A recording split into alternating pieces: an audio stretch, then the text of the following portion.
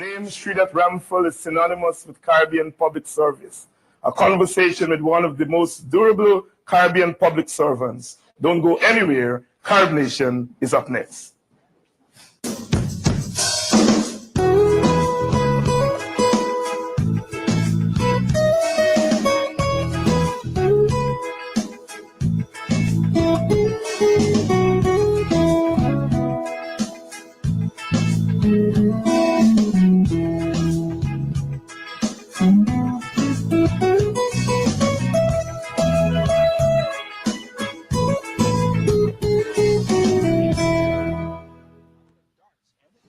Welcome to Carib Nation. I'm David Hines, on location in Belize City to be precise. It's always my pleasure to talk to people who make policy and make decisions at the highest level in our Caribbean society. And guess what? We've caught up with Sir Sridhat Ramphal. You must know that name. Former Foreign Minister of Guyana, Commonwealth Secretary General, Chairman of the Regional Negotiating Machinery of the Caribbean, now facilitator, OS facilitator for Belize in relation to the Belize-Guatemala territorial dispute. So Sridhat Ramphal, welcome to Carib Nation. Thank you. What are you doing here in Belize? Well, indeed, I am here in Belize in an additional capacity. I'm here as Chancellor of the University of the West Indies. But of course, I can't be in Belize, but be talking with the government about the facilitation process. But essentially, I'm here on something called the Chancellor's Forum, which is a project, an enterprise put together by Professor Nettleford, the Vice Chancellor, and I, with a view to enhancing awareness throughout the Caribbean of the degree to which global issues impact on our lives and the lives of future generations of Caribbean people. In a context in which we suspect that there is not a sufficient awareness of the degree to which that impact is pertinent. So I am talking with the young people who attend the Center for Continuing Studies of the university, young undergraduates of the University of Belize. I'm talking with the private sector. I'm talking at a town hall meeting with the community, with the people of Belize about these global issues. Mm-hmm. How important are those global issues to the Caribbean? Absolutely crucial. Oh, we are no longer, if ever we were, I don't think we ever were, but we certainly are in no sense outside the mainstream of international happening. Nobody is anymore. We live in a world which is patently one world, interactive, interdependent. And the Caribbean, particularly with its destiny bound up with facilities like services and tourism, financial services, with its outreach to Africa, to Asia, to Europe, out of its history, the Caribbean is part of that one world. And what is happening in that world is very vital to the future of the Caribbean. Let's go back to education. You're the Chancellor of the University of the West Indies. One of the criticisms that has been leveled at UE is that the three campuses have now become sort of national campuses and kind of moving away from the Pan-Caribbean mandate. How do you respond to such a criticism? Well, I understand the criticism, first of all, because one of the realities is that with three campuses, the students tend to be drawn too substantially from that country. This is not a matter of policy. This is just the reality of economics. It is easier, cheaper for Jamaicans in Jamaica to go to Mona. It is easier for Trinidadians in Trinidad to go to St. Augustine rather than to go to Mona, and so on. But the net result of that is that it has changed the character of the campuses from what, say, Mona was 40 years ago, 50 years ago at the beginning, from a truly pan-Caribbean campus in which all West Indians had to go there if they were going to the UWI at all, rather than have the option of, as it were, staying at home. So real is this that the then Minister of Education of Barbados a few years ago, Mia Mottley, actually proposed to the university in its council and had it adopted that as a matter of policy, Caribbean countries and the university must work out a system in which every UWI undergraduate spends at least one semester in the 3 years in a country other than its home country, in a campus country of the region other than its home country. So the criticism is valid, the reality is understood, the university is attempting to overcome it. Mm-hmm. Let's move to Belize and talk a little bit about that process. Yeah. There's been what I would call a lot of swift movement, certainly after years of hard work. Over the last 2 years or so, we've seen a rapid movement. Tell us where that is and your own view on how it will end up. Well, I think it's a tremendous story in conflict resolution, for which many people must take credit. Certainly the OAS, as the regional hemispheric organization, deserves a great deal of credit for, if you like, bringing the facilitation process, the conflict resolution process under its canopy, and therefore elevating it to a higher level of urgency in terms of solutions. I think another factor of success was the innovation of its not being a negotiation between the two parties, but between facilitators on their behalf. Now, I was the facilitator for Belize. And because of that one remove resolution process, it was possible for us to make greater progress than if the parties were confronting each other on each occasion, getting annoyed with each other, breaking off the negotiations, having to start up again, and so on. The facilitators were interposed, as it were, between them. And the result was, as you say, pretty rapid progress in a 2-year period. It's not over, but we have reached initial agreement on proposals that are before both governments, and that have been negotiated through a process which involves the governments, and which now have to be ratified by referenda in both countries. Belize has just had a national election. The government has been returned. That was in some kind of way a referendum process, but they have to have a proper referendum. Guatemala is having an election later this year, and so can't get the referendum mixed up with the election, but we'll have to have a referendum process too. But meanwhile, the OAS is in the process of establishing a presence on the border between the two countries, on what we have described in the proposals as the border between Belize and Guatemala, which is substantially the line for which Belize has contended. There will be an OAS presence on that line until the whole referendum process is worked out.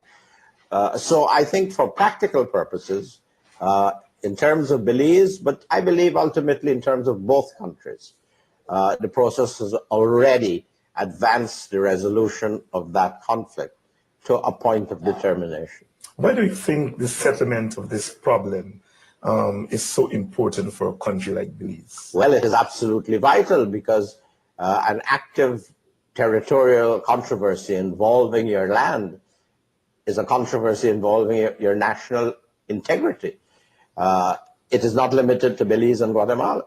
It is very valid, very active in relation to Guyana and Venezuela. And there are rumblings with Venezuela in other contexts in the Caribbean. What it does is to divert human and financial resources from development to, in some cases, defense. That has happened with both Guyana and Belize. So anything which takes you away from that conflict, removes a border quarrel from the agenda, allows you to devote your full attention, full resources to the real problems of development. You're a nationalist in the sense that you serve Guyana in public life. You're an internationalist. You serve in the Commonwealth and other international organizations. But above and beyond all of that, I think that you are a regionalist. And so I want us to talk now about right. I like the definition. Let's talk about. And a very good evening to you. This evening on a Tuesday evening, coming to you there, the insights and perspectives of Sir Sridhat Ramphal.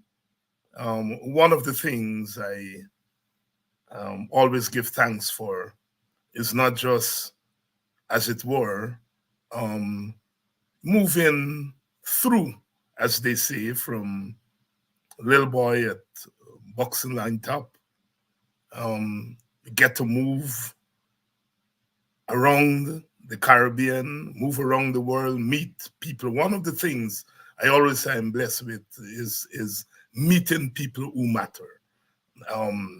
Meeting people who matter. And somebody like Sridhat Ramphal, so Sridhat Ramphal mattered. I of course am an independence child, and so would have grown up with the name Sridhat Ramphal as Attorney General and Minister of Foreign Affairs for Guyana, and then moving on to become Secretary General of the Commonwealth. It was a big deal. I was at school. I was just finishing school in 1975 when Sir Sridhat became the Commonwealth Secretary. It was big. It was big. And we have always in Guyana and the Caribbean had these persons who move onto the world stage and become internationalists, become regionalists, and influencing what happens in the world. So Sridhat is one of those persons, and I was lucky enough to meet him and to have an interview with him. That interview was done in 2003, that 21 years ago, in Belize City. I was there as part of a television crew, Carib Nation. Carib Nation still broadcast out of Washington, D.C. And whenever I passed through Washington, I would host a show, or sometimes they would ask me to still do a show. But in those days, we would travel to Caribbean countries, spend 2 weeks or so, and we would interview from prime minister to, ordinary men and women in the street, etc., etc. And we were there in Belize on one such visit, and the hotel that we were staying, so Sridhat was staying in the same hotel. And I happened to bump into him one morning, and I said, "So Sridhat, I'm from Guyana. My name is David Hines." And he said, "I know that name." I said, "What, you know that name?" "I know that name from politics." And we chatted, and I said, "But I'm not here doing politics. I'm here as part of a television crew. And would you be so kind as to give us an interview?" And he said, yes. Once you're from Guyana, you don't have to book. And that was in the morning, and in the afternoon, we got there. Quite a guy. I mean, it's sometimes very interesting to see these guys and these girls, women, men, outside of their official habitat. And, after the interview, we had a couple of drinks, and, I asked him some questions which I would not ask on camera, and he gave me some answers which could not. And I remember him you know, he was very close to boredom, very, very close to boredom. And I think um, some of the best insights on Burnham I got from him from that conversation. It was not on camera, it was off camera. And I remember one of the things he said about Burnham. He said Burnham was pragmatist before pragmatism became a thing. He said when he was close to Burnham, Burnham always made sure that he out socialist Jagan. Where once Jagan was the quintessential socialist, and Burnham always, according to Sashridat, he out socialist Jagan, and you know. And after a period of time, if you remember, Burnham became the darling of the Cubans, not Jagan, right? Got the highest award from Cuba even before Jagan. And he said the other thing Burnham did was out African Sidney King, Quayana, right? Quayana was the Africanist, and he said um, Burnham foreign policy towards Africa, you know, so that when you talk about the quintessential Pan Africanist being Quayana, you can't you can't leave out Burnham because he's there. He's there with the Pan-Africanist policy. And when you talk about Jackson being the quintessential socialist, you can't leave out Burnham, because Burnham said, I'm a Marxist-Leninist by 1974. And that's that insight from Sashridat on Burnham really meant a lot to me. And there were other things we talked about. But as you know, Sashridat passed away this past week to his family and his extended family. Our condolences go out to him. As is the case with these public personalities, they're controversial. There was a time the PPP hated Ramphal. They didn't want to hear his name. He was a Nimakaran because, of course, he was supportive of Burnham, right? Later on, some of the Burnham people had a problem because when the PPP came to power, Ramphal was rehabilitated. That's a good book, and so forth. And you know, these guys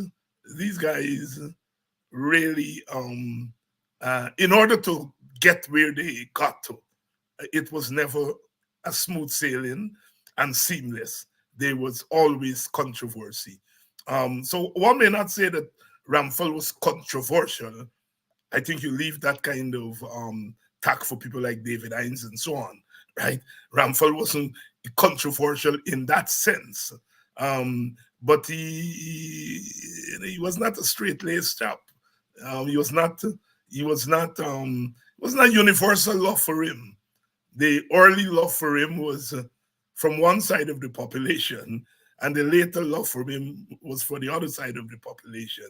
1997, he was very integral to the Hordmunster Accord. It was he who organized for the three wise men to come, Alistair McIntyre, Sir Henry Ford, and himself came and brokered that agreement.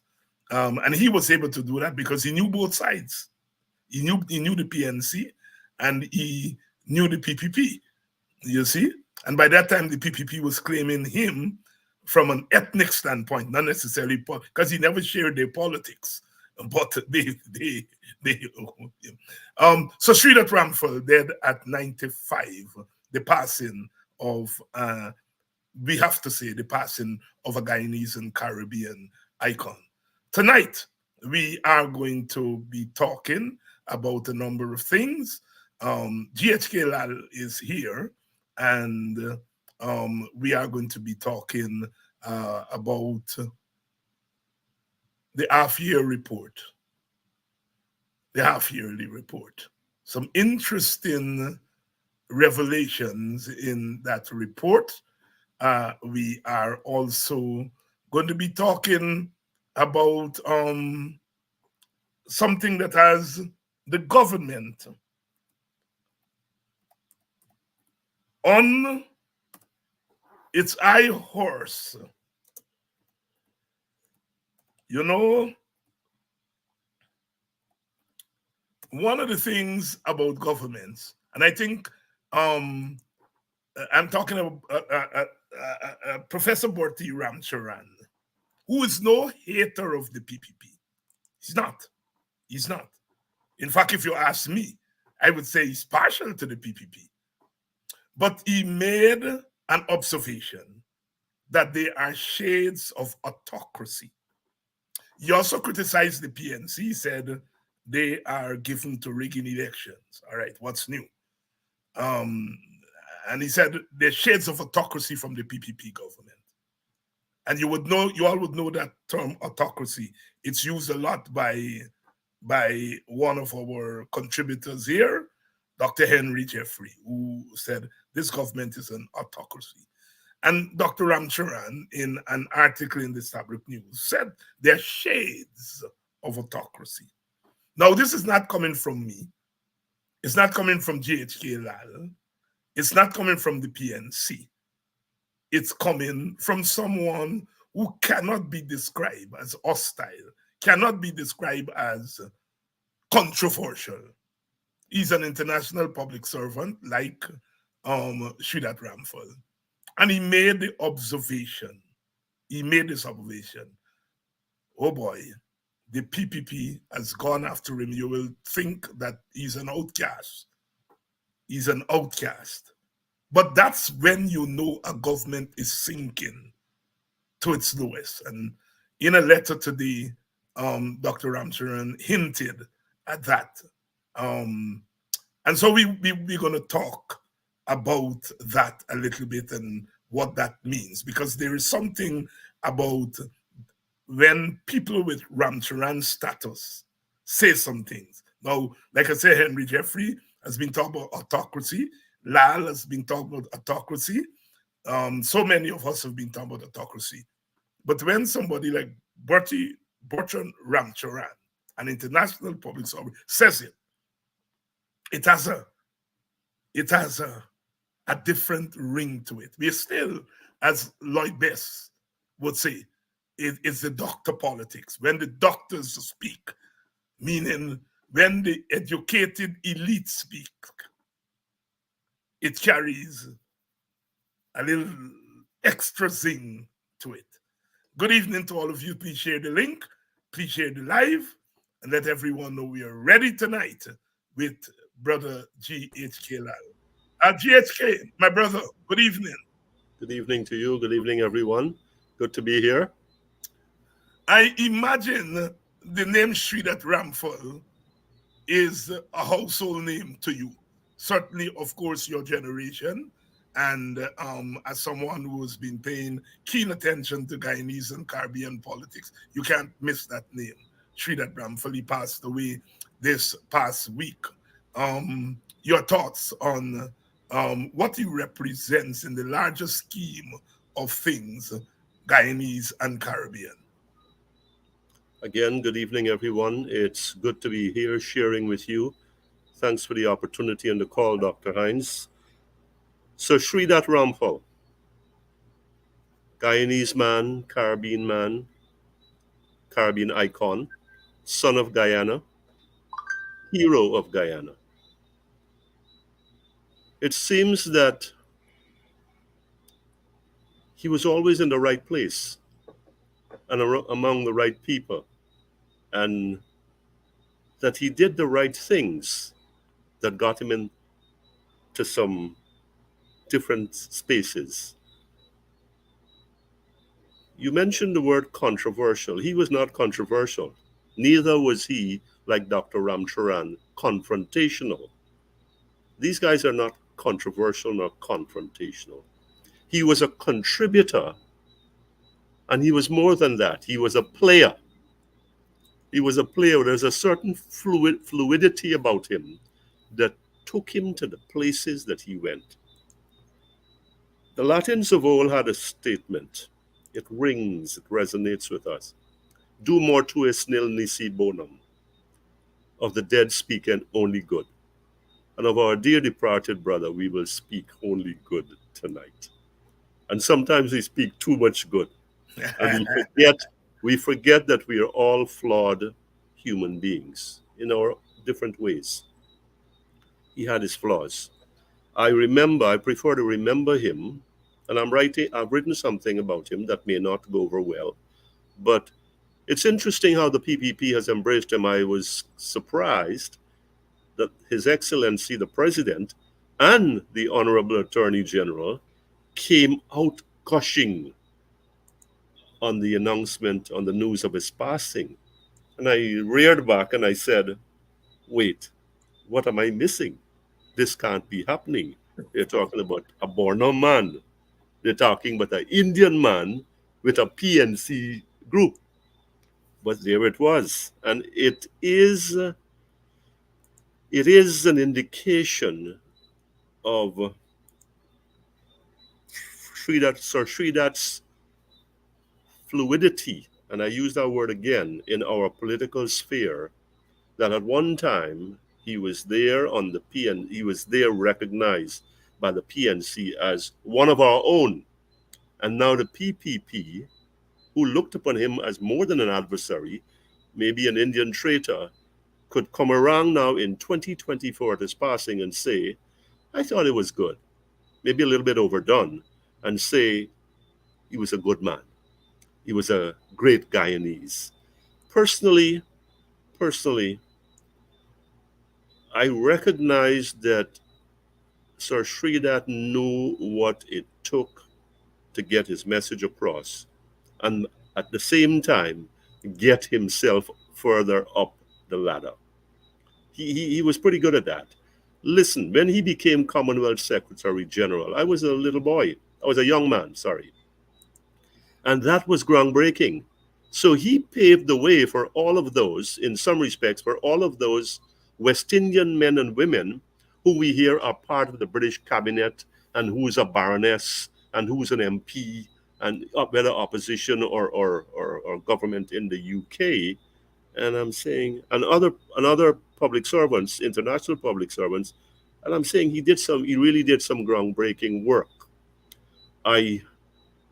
The PNC came out and said, well, look, he's done well, and we hail him for that.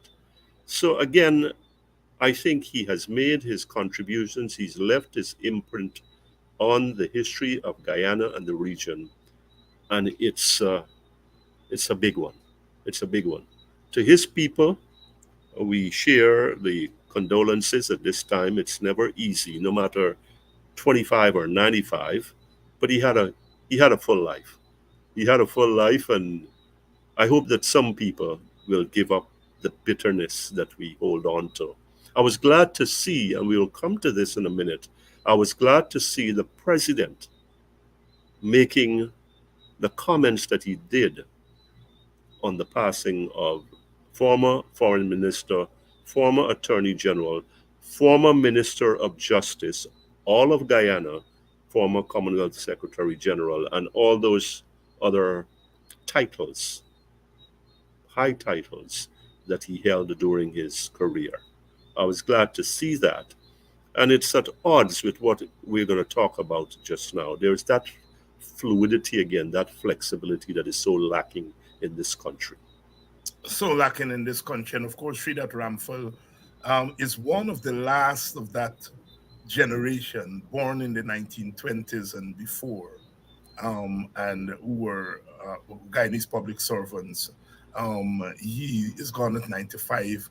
Quayana is 99, moving on to 100, and I think he's the last of the public servants. Hamilton Green is still in his 80s. He's around, but he's still in his 80s.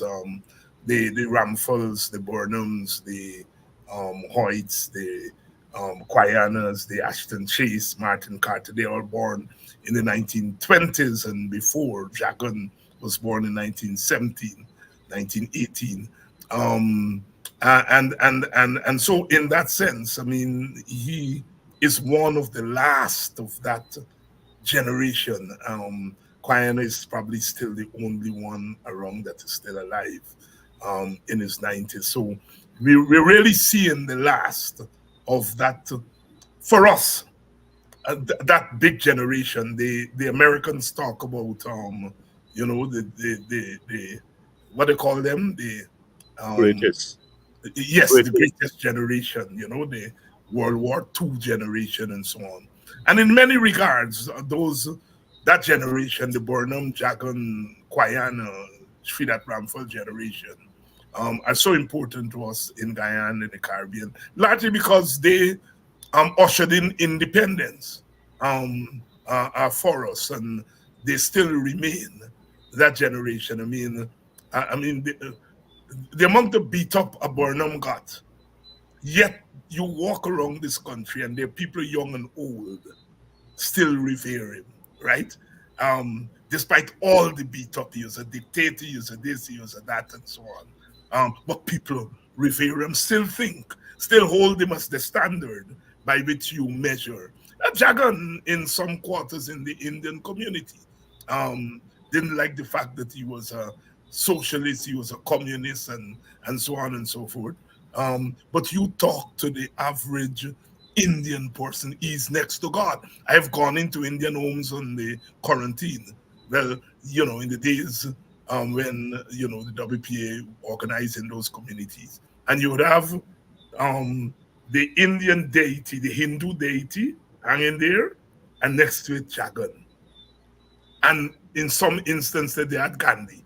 But if it was two, it was the deity and Jagan.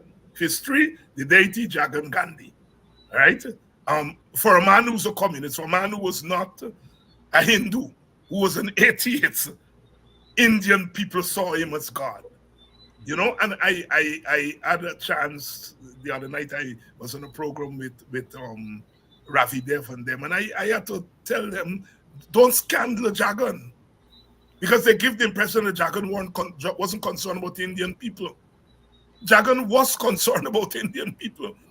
Jagan wrote in Forbidden Freedom of the condition of Indians. Jagan wrote to the United Nations talking about Indians being treated badly in Guyana. As late as the 1980s, Jagan been talking about Indians being second-class citizens. Agree with him or not, the fact of the matter, to give the impression that Jagan didn't have an Indian narrative, he didn't stand up. They're lying in order to make a point, right?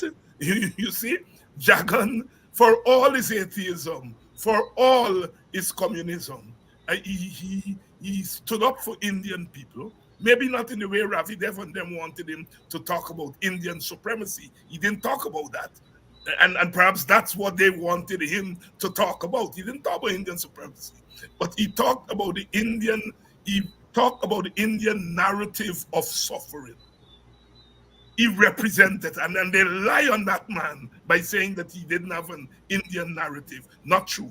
And Indian people saw him next to God. This was not on the agenda for us to talk about, but your comments, GHK Lall. Well, look at it. Burnham has been gone for almost 40 years. 40 years. That's an eternity, and Jagan is gone for about over 25. And we still speak of those two men in hushed terms, yes, in odd terms. And I think I go back to what I said about Sir Sridat, that as flawed as they were were heroes to countless Guyanese in their times, and their memory, and this is not nostalgia, and the impressions they've left, that they've created, have lingered, I would say, as deeply as when they were here. You can't separate some people, Indian and including some black people, from Jagan. And you can't separate black people from all that, and I think a few Indians, from what Burnham represented. Just for a moment, a little longer here, off topic. Sridat Ramphal is gone, and we have Quayana approaching 100 and Hamilton Green approaching 90. Look at these guys. They are not as prolific as before, but at that advanced age, they are still part of the public conversation. Not because they hate the PPP, or you hate the PPP, or I do, and we are not near to them in years. It's because we love this country. And somebody's got to understand that is that because they care about this country and love the people of this country, that they still want to make their voices heard. That is why Burnham and Jagan's voice, whether we like them or not, still intrude, maybe even dominate at times our conversations. That is why they resonate to this day and will continue to resonate. And I think that speaks so illuminatingly of the contributions of these two men, and to a lesser extent of Sir Sridhar, to in the annals of Guyana. So Sridhar Ramphal, Burnham, Jagan, Quayana, that generation still resonates with us. And any society identifies with that which it thinks and feels is the best that it has produced. That's where the whole notion of identity comes from. What you identify with. What do you identify with? And if Indian Guyanese did not believe that Jagan represented them, that Jagan reflected their cries, their aspirations, they would not support him in the way they support him. They had to feel that he was representing them. And so when the Ravi Devs of this world try to tell us that Jagan didn't have an Indian narrative, they can go to hell because they're lying. Jagan did not have an Indian supremacist narrative. He didn't. He wasn't an Indian supremacist, you know. It doesn't mean that from time to time he would not have made statements that Africans would have found uncomplimentary, but he was not an Indian supremacist. And I think that's where the Ravi Devs and them got it wrong. Jagan was concerned about Indians. He represented Indians. As I said on the program, Jagan, if you ask me, I would refer to him as an Indian Guyanese communist, an Indian communist. Let's move on, Brother GHK Lall. So, Bertrand Ramcharan, much like Sridhar Ramphal, international public servant, made this comment in the Stabrook News in a column in which he said, this government is reflecting shades of autocracy. Now, a few years ago, Coffee 250 came out and said, this government is an emerging apartheid state. It's an emerging. Dr. Ramcharan said that there are shades of autocracy. Now, the response of the government, as we can remember, to the charges of apartheid, well, we are not like South Africa. This, of course, is insulting our intelligence, you know, because unless you are the identical state as South Africa was during the period of apartheid, then you're not apartheid. Our laws in Guyana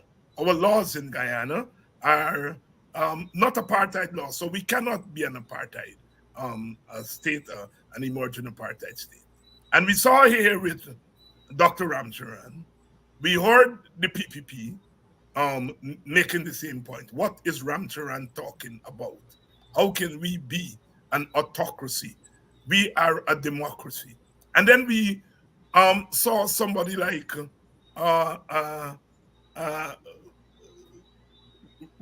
Mr. Ramcharan. I was just about to say Boise, that's his father. Ralph Ramcharan, this weekend, taking the same line. Well, our laws, you know, don't suggest that we are an autocracy. And I think Ralph, who is usually very perceptive on these issues, I think missed the point that Dr. Ramcharan was making. Missed the point that he was making. He was very careful, shades of autocracy. GHK, help us to put in context what Dr. Ramcharan was telling us? As I said before, Dr. Ramcharan is not the kind of contributor, commentator that seeks to attract the kind of attention that he got. He wants a conversation. He wants us to think. It's okay to disagree with him. It's okay to challenge him. In democracy, there is more than a toleration for views that we don't agree with. There is an appreciation for that. Because if we were to parse through it, as difficult as that may be, it helps us to go from A to B, sometimes reluctantly. In an autocracy, let's hold off on shades for a moment. In an autocracy, it is what I say goes. The tolerance is gone, the appreciation is gone, whereas one is about toleration, autocracy is about oppression and suppression. And that is what we saw in response to this thoughtful, and I thought profound Guyanese, by democracy versus autocracy, shades of autocracy. Like you said, very careful. Coffee 250 spoke of emerging state of apartheid in this country. I call both what Coffee 250 group said and Dr. Ramcharan not emerging, not shade, but creeping. Perhaps we are ending up in the same place. Creeping autocracy. Dr. Ramcharan suffers from the handicap of not living here full time. Am I correct, Dr. Hines? Yes. Yeah, he doesn't. So he spoke about, is it Applebaum? Yes, Applebaum. Yeah, he quoted yes, from that, Professor yes. Applebaum. Yeah. Look at our story. The president responded and he said, "We have been the most transparent government of all. We have been the most inclusive government of all. We have been the most community-oriented government of all." And further, nobody says not. That's not a democracy. That's not a democratic leader in action and responding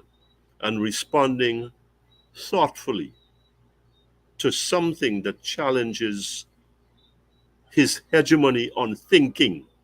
The president has arrogated to himself, and I'm sorry to use these words, he has seized unto himself the exclusive right to think what should apply here. So the man said his shades of autocracy, and I'm saying, to hell with you, look at all these things we're doing. Is the president for real? Is President Ali for real? That's what I want to ask him and ask his people close to him. I see the president as a fantasist, a contortionist, and an illusionist. Fantasist, he's not living in the world of reality. A contortionist where he twists things to suit his narrative or his story. And an illusionist where he is in this, he drags out these rabbits out of white rabbits out of hats, and dangles them and say, this is what it is, when the reality is stark and ominous and clashes directly with what he is saying. Today is September 4th, isn't it? Yes. Let's go back slightly over a month ago. Emancipation Day, the celebration, National Park, New Amsterdam. In a democracy, a government would be benevolent instead of belligerent. Democracy is about benevolence. Autocracy is about belligerence. And what we got is the response we got from the president to Dr. Ramcharan. Plus, going back to that Emancipation Day celebration, and we got some more coming up, they have to have a parallel celebration. The government had to have it was only feel secure if it has a parallel celebration, as opposed to absorbing the sacredness of the day and say, and all that went before, and all the sacrifices that were made before, and say, you know what? The least we can do is participate in this as opposed to try to distract from it and to diminish from what has always been there for what, almost 3 decades now? Dr. Hines, 3 decades? Yes. Good. That's one. I look at it, Padaji. All kinds of slurs were hurled against the people in charge. Smears, slanders. That's not a democracy in action. If it's buttressed by the facts about fraud and improper accounting and all of this, then bring it out and deal with these people.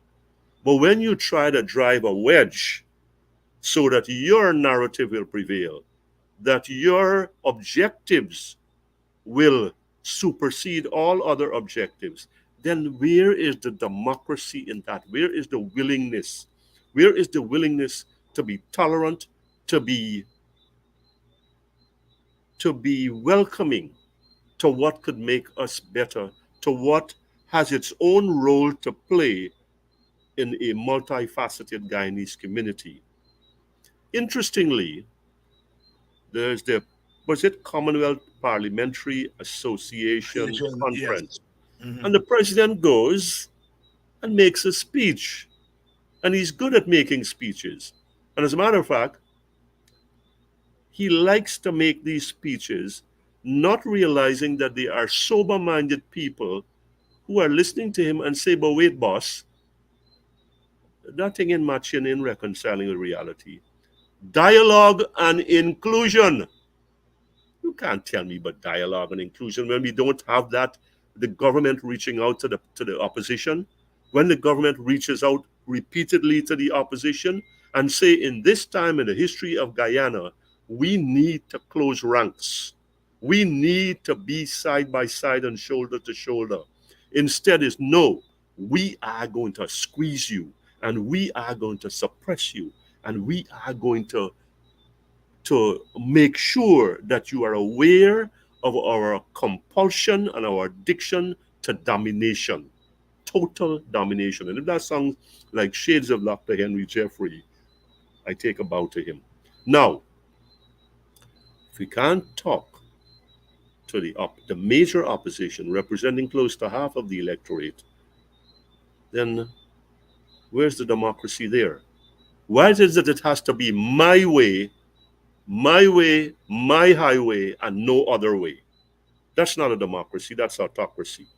That, to me, is the authoritarianism of Benito Mussolini of the 20th century, repeating itself, I will think, I believe, and I will say, in the person of our president in the 21st century, in Guyana today. Right, I'll take this further. Parliament, this is where Ramcharan went. Our parliamentary committees are being made into a mockery. They're reduced to formality, there's no quorum, the rules have been changed, people are absent, and then you come up with this construction that in our time we had more meetings. Why is it we're always dealing in the past? Let us deal in the present so that we can open a way for the future. That's democracy, always looking for the dissenting views, for that second pair of eyes that can take us to another rung up the ladder. I think that Dr. Ramcharan was very cautious, shades of autocracy. And in his letter today, he said, look, all I want to do was to make a contribution to the conversation. Perhaps I'm not saying that as accurately as I should. Well, it's accurate. That's what he I Yes. think that's what And he's saying in that letter.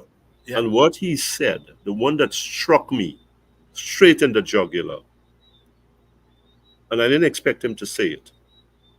As a matter of fact, I didn't expect him to say anything.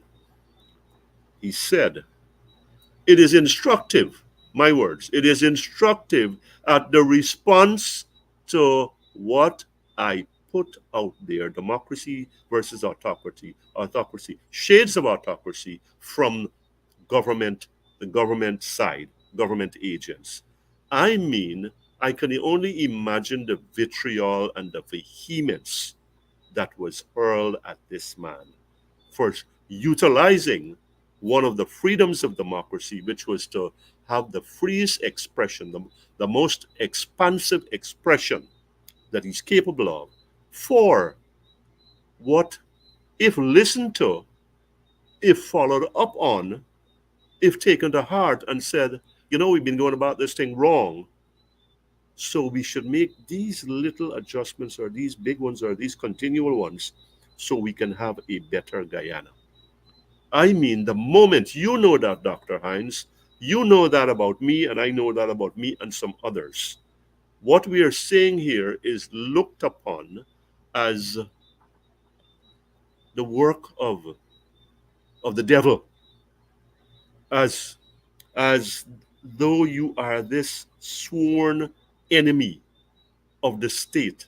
The moment I become an enemy of this state, or of the American state to which we belong to a lesser degree, at least I do, then it is time for me to stop being a public contributor. It's time for me to stop sharing with the people that I care about. What we are trying to do is to say, man, what we've got here is not working, and it's not by the slightest margins. It's got some wide voids, and it's hurting us. Therefore, let us listen.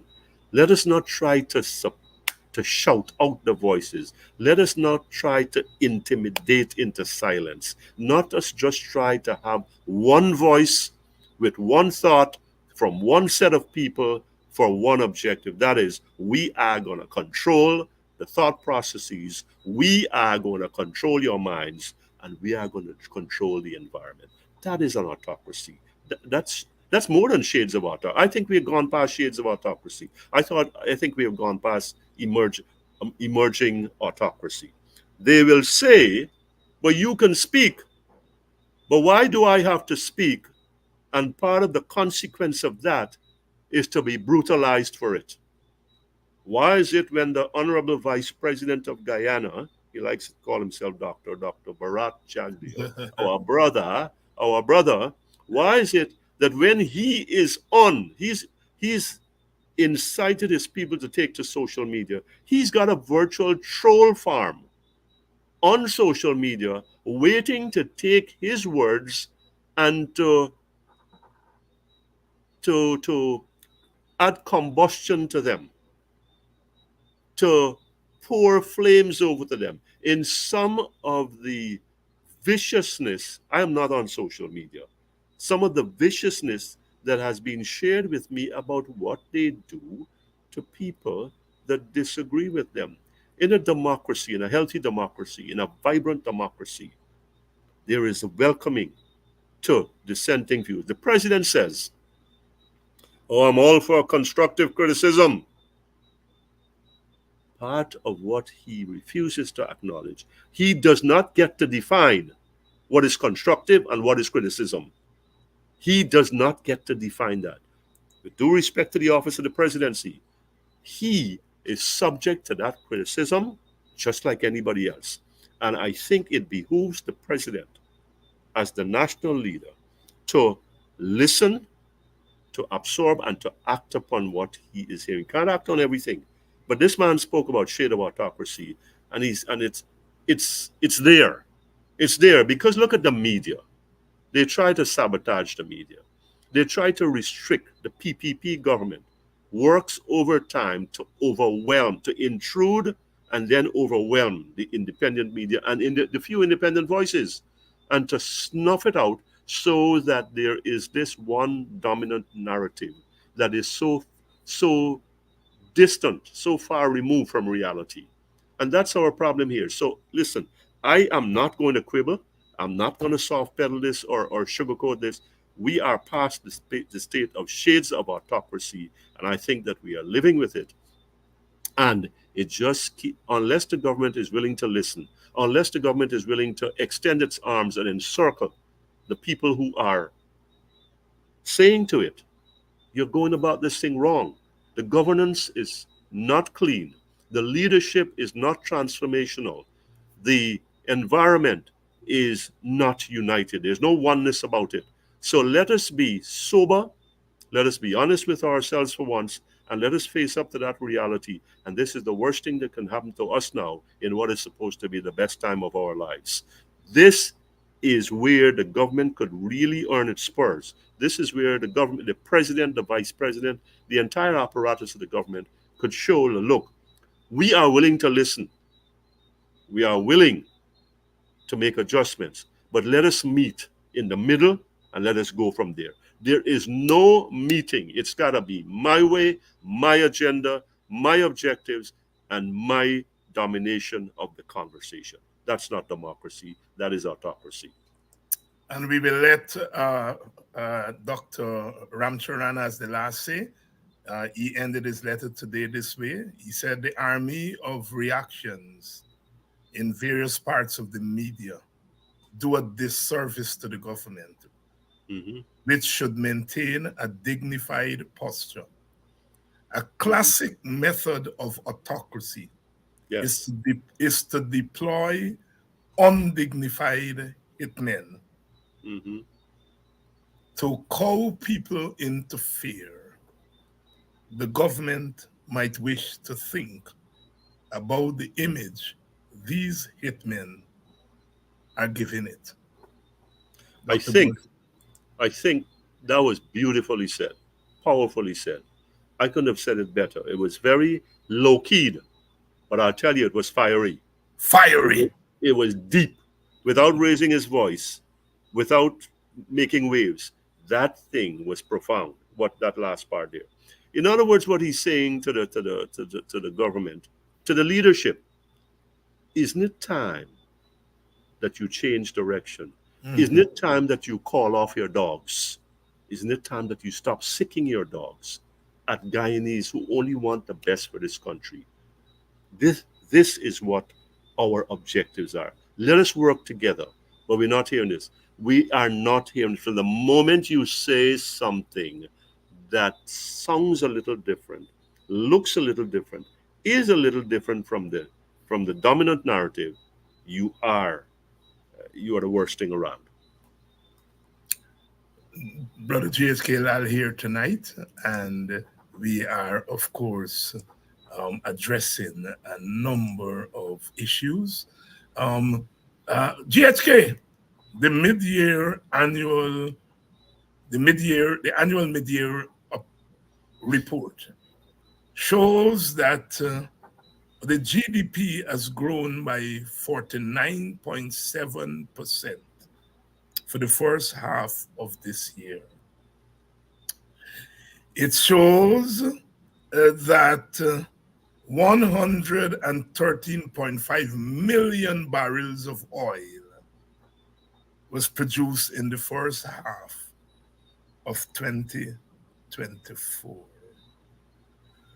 which means that the oil and gas sector has grown by 67.1% in the first half of 2024.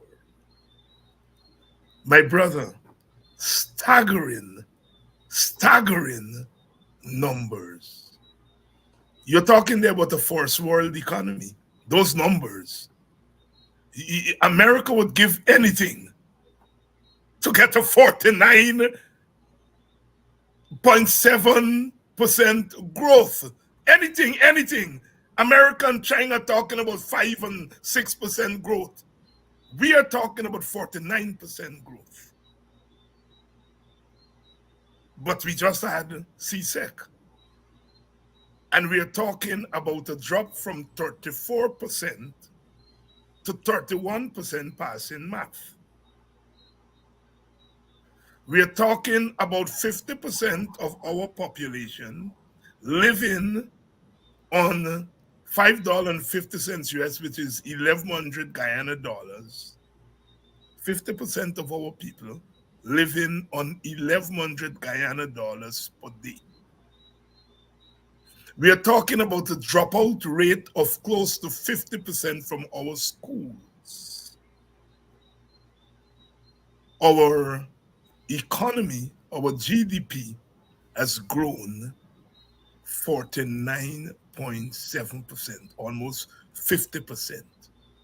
We have produced 113.5 million barrels of oil, which is a 67.1%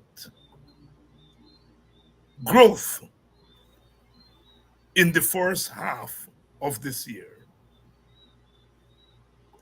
The economy is scheduled to grow by 56.4% by the end of this year, up from 44.7% last year. Dazzling numbers, dazzling numbers. GHK, if I go to Boxing Bagdan side, or Golden Grove Market Square, or Big Market or Border Market in Georgetown, or I go over to New Amsterdam and go down the Clay Brick Road, and I read those numbers to people, or for that matter, if I go into Enmore or Enterprise or Port Morant, don't talk about the hinterland, and read those numbers, people are going to suck their teeth. Am I wrong?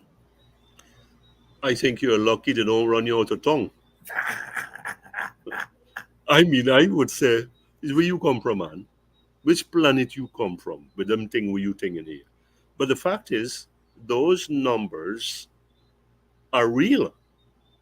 You said that the United States would give an arm and a leg on China to be at 49%. They'll give an arm and a leg to be at 9%, my brother. There you go.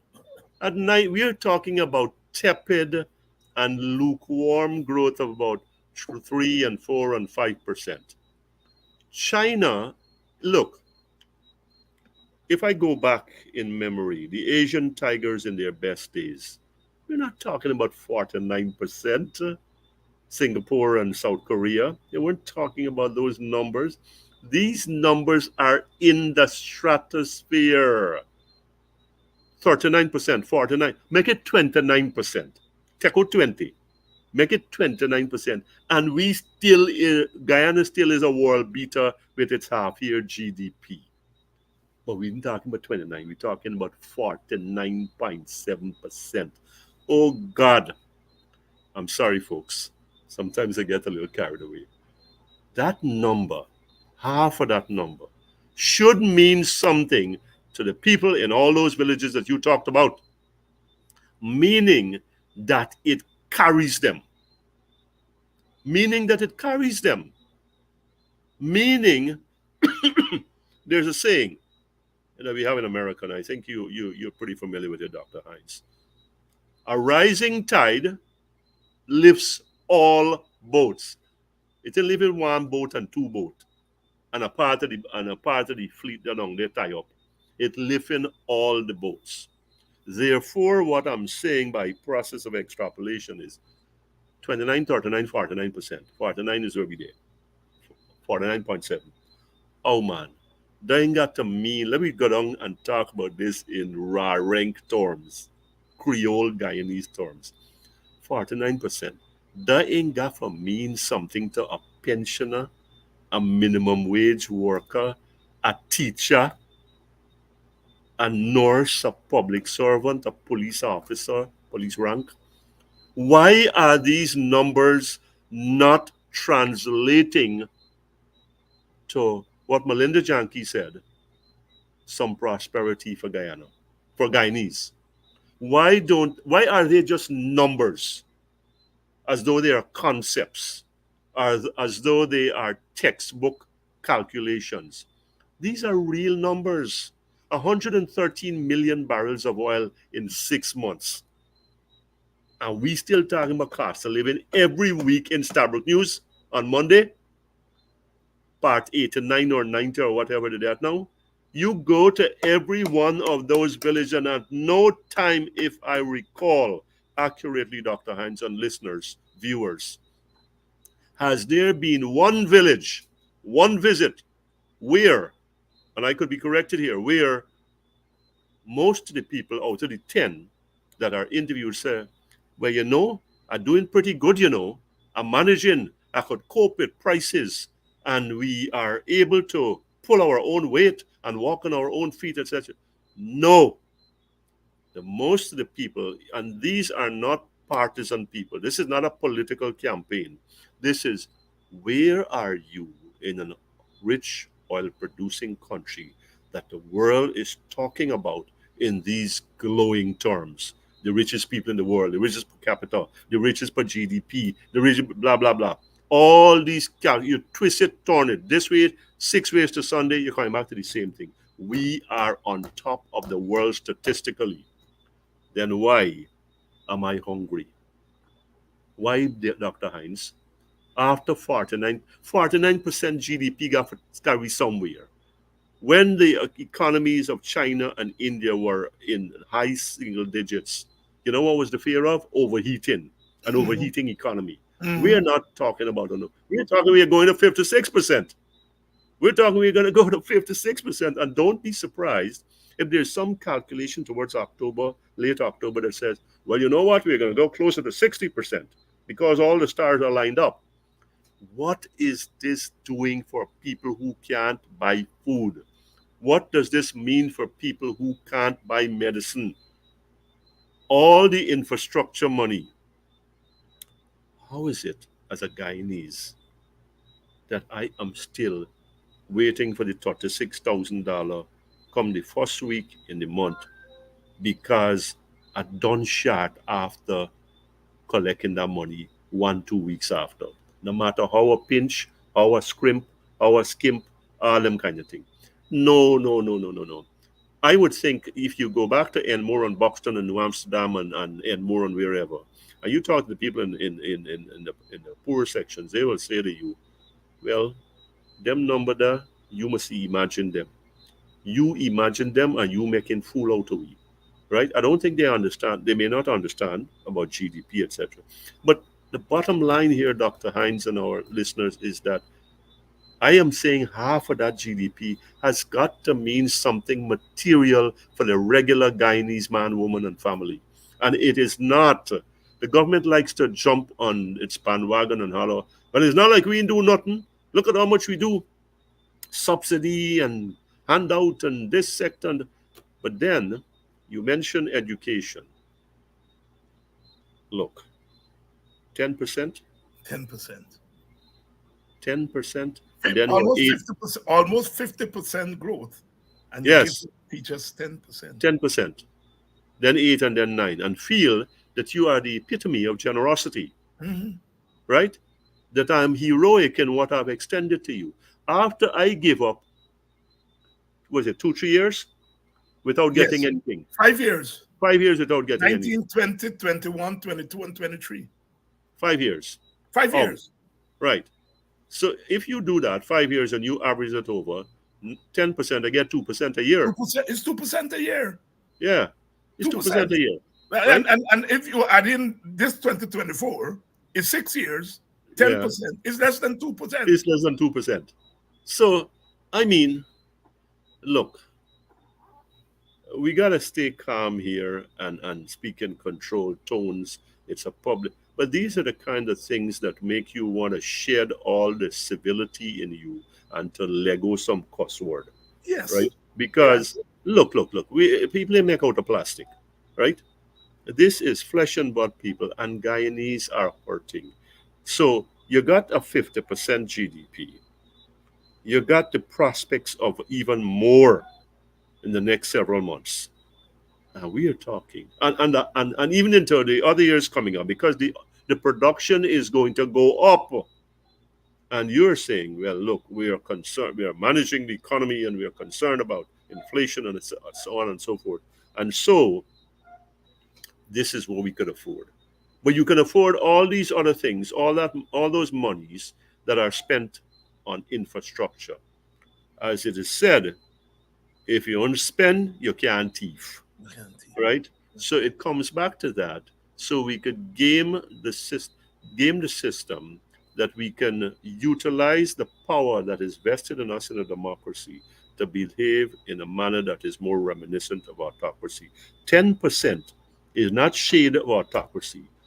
10% is autocracy per se. 10% is autocracy. This is what it is. Take it or leave it. This is what we can give you, and we can stuff it down your throat. And this is exactly what happened under the cover dark. And this is what you gotta live with. And you know what? Does show you who in charge. And that is the conduct. That is the standard of autocrats. And that prevails in an autocracy. So let's compress this. At 50%, 49.7% GDP, ladies and gentlemen, we should not be having this kind of conversation. We should not be talking about needs in this country. We should not be talking about shortage. We should not be talking about Guyanese who, oh, and by the way, the 49.7% is not in isolation because we've had numbers pretty dazzling and glittering like these before in 23 and 22, etc. So, I mean, these are authoritative numbers. And here it is, we're almost like a tale of numbers and a tale of woes, right? Because we have public servants are waiting to see what's going to happen to them, and they're being dangled on a string. And the teachers that were vilified, they were demonized, they were ostracized, and then they got 10% for their troubles. After 5 months or something like that, in rain and sun. And you said, well, you look at how good we have been to you. That's what autocrats do. That's what an autocracy is about, right? We cannot have all of these profusions of numbers, and our people are struggling with poverty. $5.50 US, $1,100 a day to live on what? Two beers. To buy what? Two beers. Two beers. Yeah. 2 banks. Yep. Well, I hope you pay the water bill so you can get a little water for wash them down. Right? Exactly. Yeah. So I mean, that's what it comes to. One wrong trip with the minibus. I think I said it here before, and the money done. The money done. The $1,100 done. Yeah. Yep. And so that's close to half of the people in this country live. I mean, this is not a shame. This is a disgrace. Disgrace. Leader in charge of an economy that is at this stupendous, mind-boggling level, and you're like, well, you're too damn greedy. Look at how much we do for you. And no, the equity and the parity, and I'm using those words loosely, have not been where they should be with the people who own this wealth, the people who are partners in this patrimony. They have been put not even on the back burner. They have been put in the backyard. They've been put in the backyard. We can get to you. And by elections coming up, they can get to you. But you might have a series of that. So because people forget easily, the masses forget easily. So use the money wisely. Spread it across. Do a less with all these projects. Look at it. We're going on build another bridge. We're going on build another some high span bridge across the border. This one can barely hold its own. It doesn't have the volume of traffic. The bridge doing well, meaning in terms that it ain't like the Demerara Harbor Bridge. Big wear and tear. It wear and tear and it going down and it fully depreciated and it dep on its last legs and so on. No. So you got so much money, you get stupidity, you don't know what to do with yourself. Well, I can tell you what to do with yourself. Well, I'll tell this to the government. The money man, the policy man, the leader man, I want to tell you. take some of that money, we can afford it, and set it aside for the people in Guyana that could really, who are most in need of it. Straight out of the scripture, straight out of my doctrines. People in Guyana are hurting. They need relief. They need government to share the oil largesse, and so they can feel, they can know and experience what it is to be an oil producing, a citizen in an oil producing country. GHK, I tell you, I have over the years developed this habit which I think sends some of my friends crazy. If we can take a little drink or go and eat something, I would tell them, let we go buy them a little tree. By Big Red, she gets a little shop and she's selling she thing there, or go down back down side by Patsy, or go by Sonia, and so on. And the reason I do that, I rather than going to the big shop them and thing, is that in recent times I've been walking out in my head. When they sell a beer, a bottle of beer, they can't be making more than $200 at most. Maybe $100 when they buy from the wholesale and then getting. And I am saying, if you're making $200 for beer, and I think that is probably too much, but I'm saying just say they make a $200 beer. You sell a case of beer, there's a $5,000. You get it? You got to sell 2 cases of beer to carry home $10,000. You got to sell 4 cases of beer in order to carry home $20,000, which is $100 US. All right? You won't pay yourself yet for your labor, right? Because you know you got to pay for your labor, all right? And so on. I'm saying, but these ladies, because they're mostly women, how they surviving? That thing keep knocking in my ears all the time. And I am convinced that politicians either, because they don't go to a corner shop and buy the story, they don't understand what those people have to go through to make a couple dollars when the night finish or when the afternoon finish. They have no sense of what those people are taking home, you know? Or even if they know, they don't care. How can you watch your people, watch women come out in front of a dance and then from 10 o'clock in the night to 3, 4 in the morning to sell a couple of cases of beer, to go home and look after the children? And you can look at that and say how you are doing well by your people. Oh, you know, all they have to do is to, even if they don't want, put on a mask. Put on mask or something so people won't know it's you. And go in front of one of these stands and observe how these people struggle to make a penny.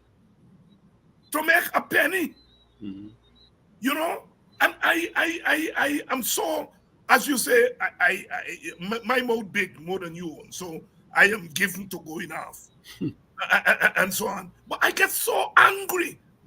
I get so angry when I look at those things and you know the way in which they cost poor people.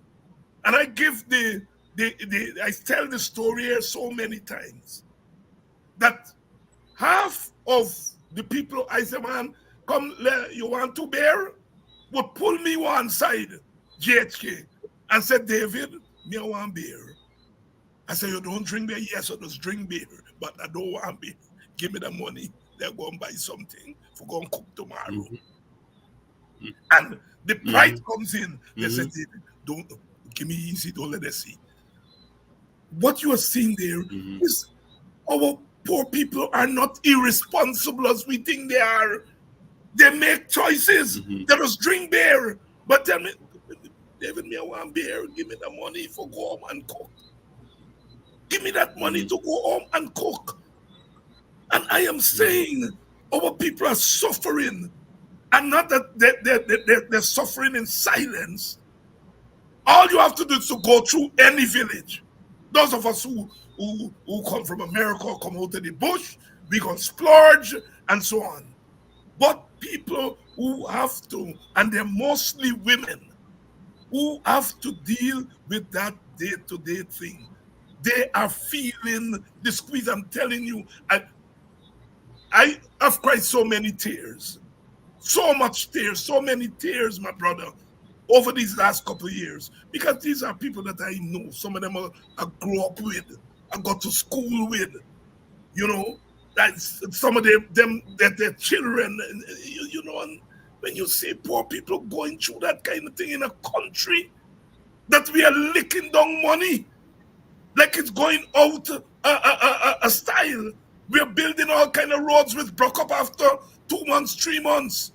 That is where we are spending our money, and our people are suffering, and nobody seems to care. Nobody seems to care. Nobody seems to care about them overcoming the suffering, but nobody seems to care that one day those people are going to blow up, because human beings are not made to go through that kind of pressure when they look around and see what other people doing with money. I mean, Dr. Ramcharan is so on point, autocratic, and heartless. That is what. Oh, you're going to look at teachers. I mean, look. All you have to do is watch teachers going out to work yesterday. They dress up so nice. Most of them are women. They can't go to school looking like a orangutan. Women sometimes can get off looking a little raggedy. Women, they gotta look nice. They gotta smell nice. 10% on 100,000. On 100,000. Come on, man. Come on. Come on. Come on. And you expect people to be silent and telling them, oh, we're going to cross over. So you are punishing people, and you expect them to vote for you while you're punishing, which means they're not human beings. Because if you're punishing people and you expect them to vote for you, yes, your natural constituency will vote for you for reasons of affinity and reasons of, kinship and so on, right? But you are now saying that those who you are punishing more than necessary, that they will vote for you, which means you don't think they're human beings. GHK has said enough. Talk to me. Some of the images that stick in my head is, let's start back from where you think you go to the corner shop. When I used to come here every year, for decades, I used to ask my friend, I say, I want to go to Pegasus. We had all these other places. I said, no, man, we corner shop people. We's village shop people. And you want to give back to your people Yes. the little prosperity that you get. You want to share that, because when you sit down in that little shop, they treat you like a king. There's one. And you're able to spread the wealth to those who come in and saying, how much for this, how much for that? Yeah. And you realize as they're going down the scale, the money in reach. That's So right. you gotta be a heartless whatever for sit down there drinking your Heineken or Bankspear or whatever and tell you and pretend not to hear and pretend to be so engrossed in the conversation that you won't hear and you won't care. You got to get up and say what they want. If it's too sweetie, give them. And by the way, you ain't got a half pint ice cream, give them a little galan. Or you understand me? You want to be careful with the ladies. You don't want to say you get too fresh or Right, something right, and somebody right. take the rock. But the fact of the matter is that people were in need then, and they are more in need now because the prices have run away from them. I used to go to the Meadowbank Wharf, the fish The fish place. place, I just go there too. and I'm looking there. I am going there at 5:45. Mhm. The dawn is receding. And you got these women there buying these bucket of banga meal, and Yes. they're waiting for get it fillet. You know why they're going and do the little fish cake? Because Mhm. I start to them the fish and bread. Yes. So they're getting when they getting up 3 o'clock in the morning to put in that time to do that, to prepare the stuff, come and get the thing here. Then they got to continue there so they could hit the road for 8 o'clock and catch their customer and hopefully catch some new ones. And day after day, that there's that grind, and depends on the spot and how much they sell, and whether it's fish and bread or fish and tennis roll or puri and whatever, or sandwiches. It is the amount of energy and devotion that our people are putting in for very, very meager or maga returns. Right. Look. Guyanese are not asking for palaces. They're asking for what is fair, what is right, what is just. Given our context today, if oil at $80 a barrel and we producing 113.5 million barrels for the first 6 months of this year, what's gonna happen if it got to 60? Hmm. What's gonna happen if it got to 70? What is gonna happen? Well, Exxon got a sweet deal here. If you hit some big oil somewhere in Africa or in Latin America, and therefore the demand for ours got competition. You see what I'm saying? Yeah. Yeah. So, so we don't produce and sell 113. I mean, the appetite for oil is almost insatiable. But the fact is, I'm saying we're at $80 a barrel, and we can't get nothing out of it. And you're then turning around and insult the Guyanese people by saying, "Well, look how much we do for you. Yeah. There's how much more you want." Right? I mean, this is what it comes down to, whether it's poor Indians, poor Africans, African Guyanese, or indigenous Guyanese, or mixed Guyanese. The fact is that people, let me start with this thing about struggling.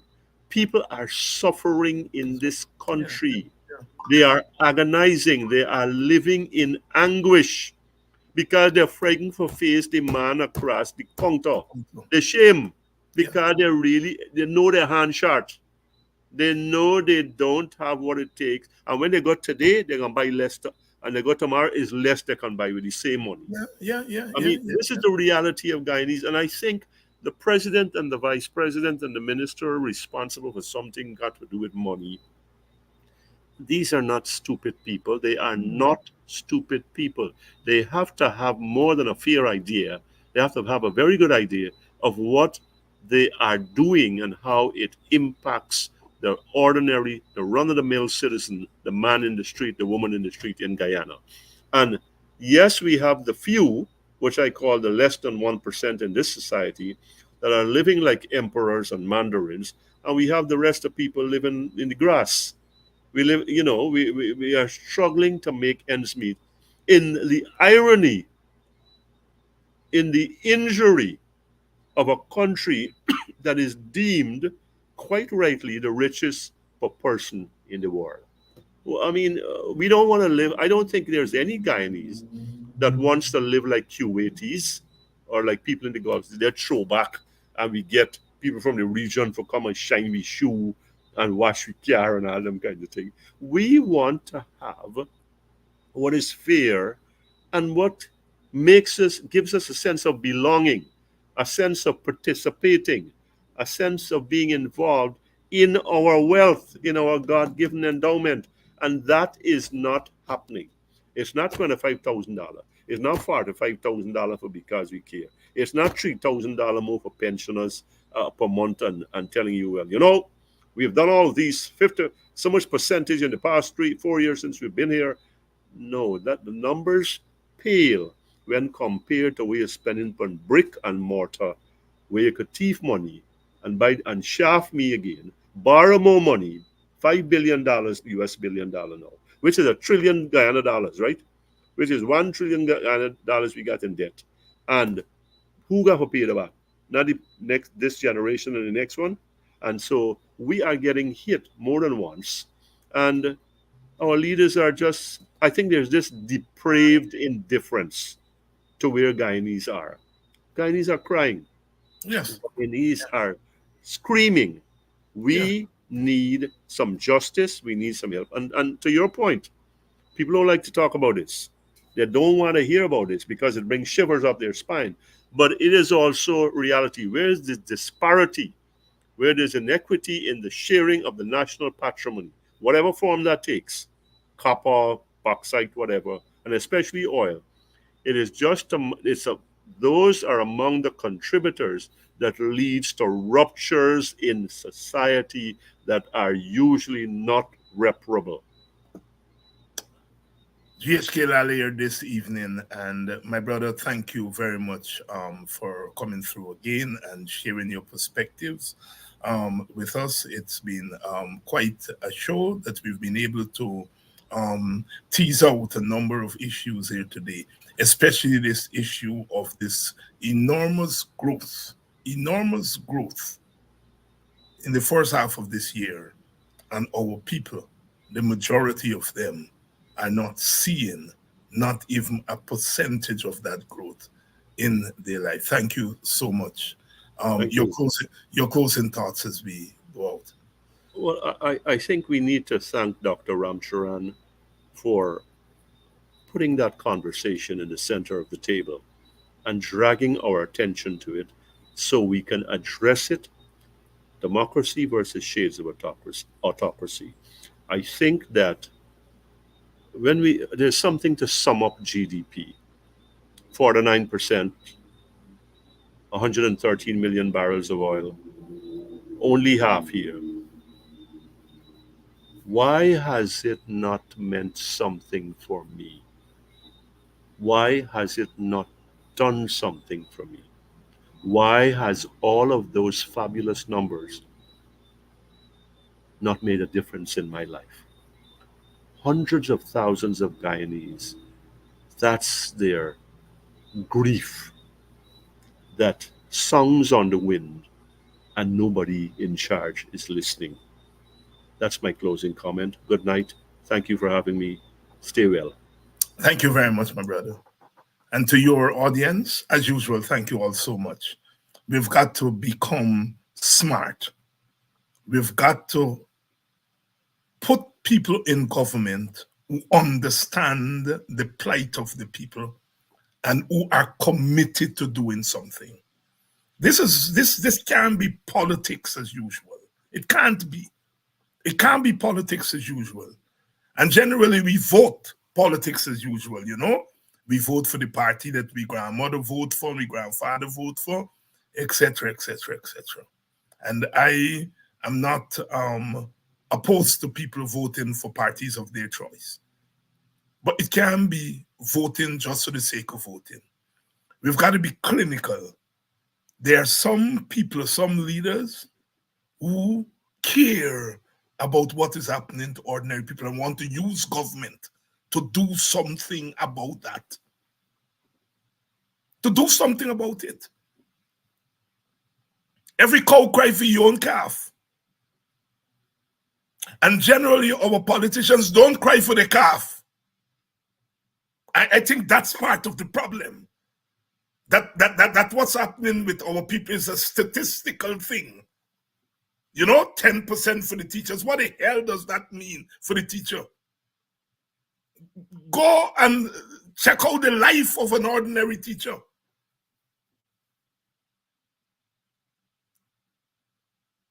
Every cow must cry feed calf. And our politicians don't cry enough for their people. Because if they cry, they will fight. They will fight. When a union leader can go and sign a 10%, that union leader should not be a leader. Sell your people down the drain. For what? We have got to start getting smart and using our votes intelligently. Intelligently. You can't vote as if all is well. All is not well. All is not well. All is not well. Some of us pay attention to the lives of ordinary people. Some of us still do. I do pay attention. And it hurts. It really hurts. It really hurts. I used to stop, stopping with people selling at the little tray because, you grow up, you go, David, oh God, I can't take money from you. Go for buy mango, I can't take money, take this mango. And it used to bother me. And some people still do it. But I try my best to say to them, no, I understand. Give me a makeup, but don't give me it free because I understand. If you sell all this mango up on this tally, the most you carry home is a $3,000, $3,000. You can't watch people punishing like that. And it's politics as usual. You can't.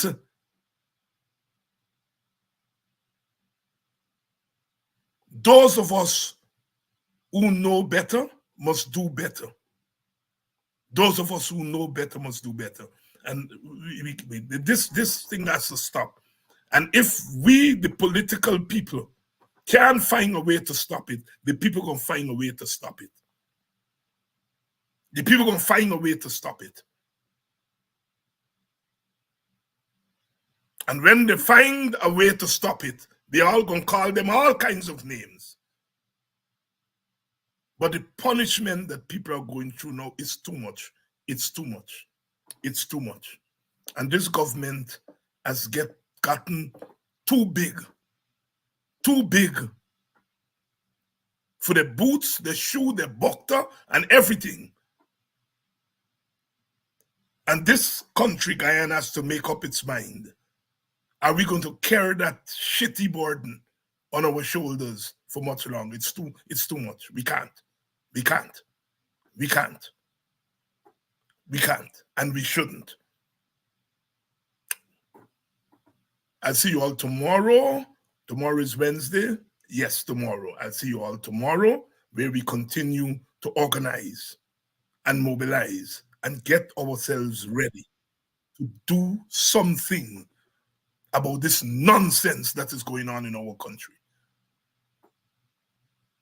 I can talk for African Guyanese. I've never seen African Guyanese take this kind of blows for as long as they've been taking it. And I know nothing is wrong with us. I know it's the same water we drinking and the same blood that runs in our veins. This is too much. It's too much. Human beings not supposed to live like the way the majority of Guyanese are living in our country. No, we are not supposed to live like that. We are human beings. And we have to stop playing games with our lives. This lot in power got to go. They have to go. I am for a national government. But before we get to a national government, we have to get rid of this unruly government.